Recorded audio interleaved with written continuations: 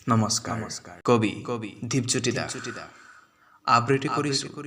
দীপজ্যোতি শৰ্মাই কবিতাৰ শিৰোনাম সময় সময় বুৰু যে নহয় কিয়া চুৰি এদিন আছিলোঁ নিজানতে বহি য'ত প্ৰকৃতি মোৰ লগৰী এজোপা গোলাপ সুগন্ধ বিলাই আছে হালি জালি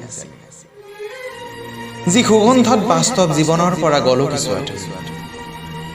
পিছে এয়া কি দেখিলো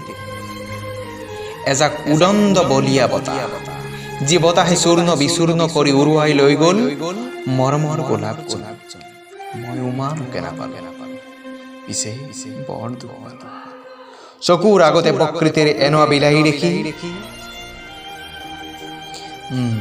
সময় কৈছিলো এই নহয় কি আচৰিত মই আকৌ চালো সেই গোলাপজোপালৈ কিন্তু মই চাই থাকিব নোৱাৰিলো গোলাপজনীৰ অবিহনে যে গোলাপৰ ডালটো আধৰুৱা সেয়া চিৰন্তন ধন্যবাদ।